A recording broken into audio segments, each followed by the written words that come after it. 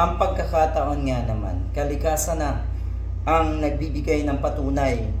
Patunay na may kaparusahan dapat etong si Pulong Duterte dahil sa kanyang pagwaldas daw sa 51 billion na flood control fund dyan sa Davao.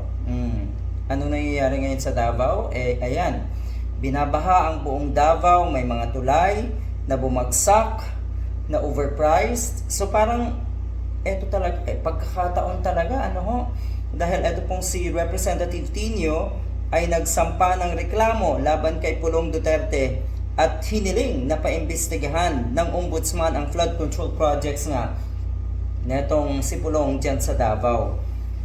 Yan. At ang sagot naman netong si Pulong, bakit daw nakatutok ka lang sa Davao? Yan ay bago mangyari ang matinding baha. So ayan na po ang sagot. Nakatutok po etong si Representative Tino sa Davao kasi diyan ang may pinakamalalang nakawan. Kayo ang pinakamalaking sangkot sa flood control scam. Kaya diyan siya nakatutok. Yan ang nababasa rin natin sa comment section. Kamusta na daw ang infra projects diyan sa Davao? Ito yung gumuhong tulay. Grabe ang epekto sa mga kababayan natin dyan. Kababayan pa rin naman natin yung mga yan. Grabe ang epekto sa mga Davaoenyo na itong bahang ito.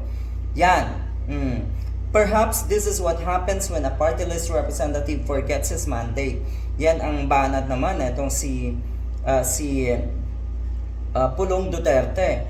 ACT teachers was supposed to fight for educators, classrooms, salaries, and future of Filipino students. Totoo yun. Alam mo pala, Mr. Pulong Duterte. So dapat, alam mo rin kung ano yung papel mo bilang kongresista ng Davao City. Alam mo dapat. Alam yan, netong si Representative Tino. Kaya lang kasi, wala namang problema siguro na concerned din siya sa mga ganitong klaseng scam, sa mga ganitong klaseng dapat pa-imbestigahan dahil totoo na apektado yung mga educators, classrooms, at marami pang iba, lalo na po yung future ng Filipino students dyan sa Davao.